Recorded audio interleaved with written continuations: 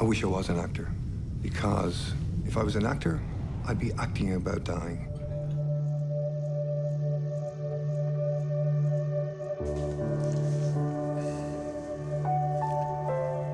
He likes to be in front of the camera, let's be honest about it. Yeah. That's the reality. At any time. Yeah. He's a showman.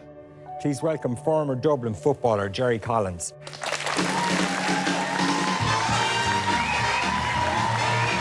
Liberty with the former Dublin footballer there. You would have thought maybe that you would want this to be a private time for you and your family, and you made this extraordinary decision. You went back to the HSE and said, listen, guys, this is where I'm at now, and I think we should... I did, yes, I did. And funny, I did it the same day. I think we'd only left the hospital, and I made that call. And I did that for a couple of reasons, Brendan, and in kind of in no particular order, but I felt if we were going to do some good, maybe some good will come out of this, you know, because I haven't smoked in 10 years, and I'm dying from smoking cigarettes. Like that's surreal.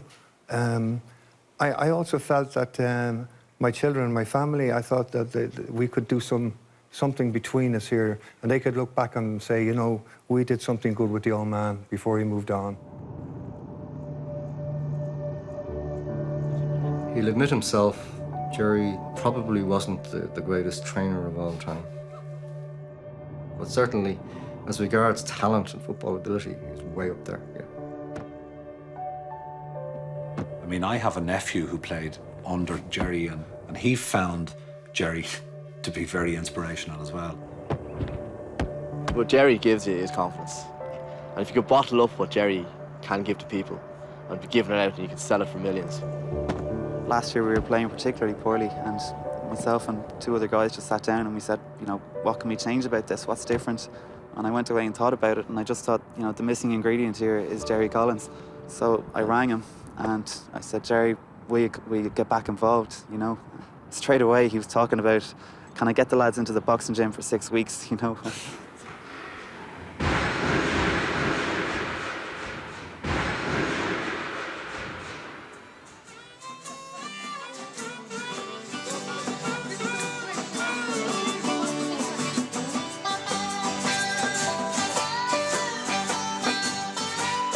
I love spending time with my dad, yeah. We get on really well.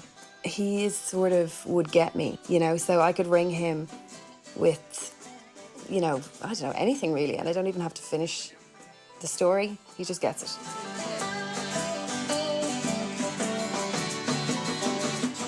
The hat. We got that hat in Spain. You know all those little shops, kind of like knick-knack shops? So we just went in and he said, that's the one. I see it there. Tried it on. He was like, yeah, that looks cool. Don't it look cool, Babs? I was like, it's amazing. You look great. You look great. Yeah.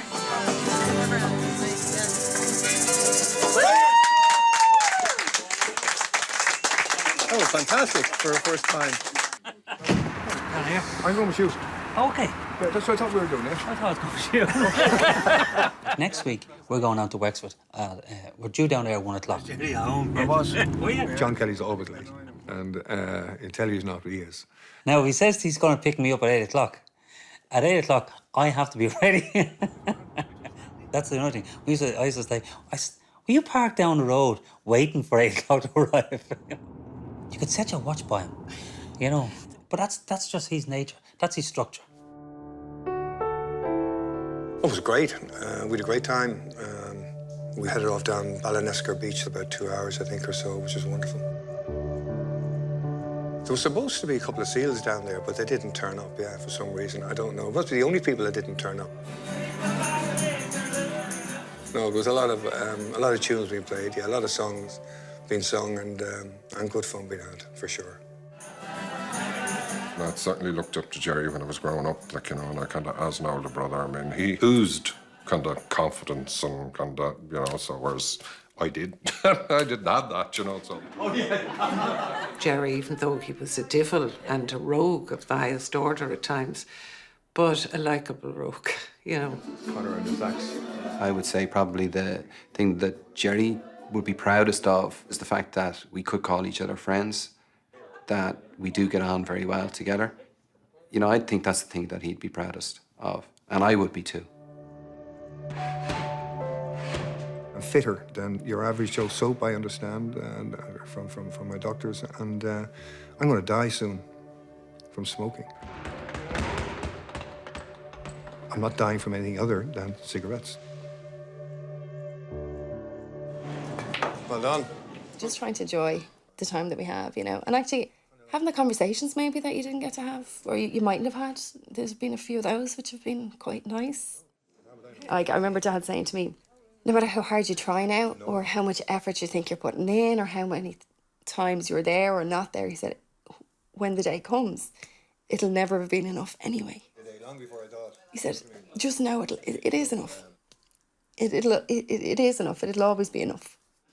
Well and healthy. Indeed. He's always the one that you would go to for advice and for reassurance on anything, really. I miss my kids. I miss being there for the important occasions in their lives. See you, sweetheart. Bye-bye. And of course there's the usual, the wedding, and like, Jesus, if I don't even have a boyfriend. He mentioned he heard something and he thought it was lovely and he shared it with me. He said, no matter how bad your day is, you can always start a new day from right now. I'm grateful for loads. I mean, I try and find gratitude every day. I'm grateful for my kids. I have a good family and friends around me. I'm grateful for that.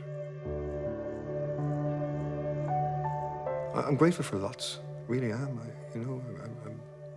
I'm really like I'm a happy enough man. Don't smoke. Don't start. Or for those who have, stop.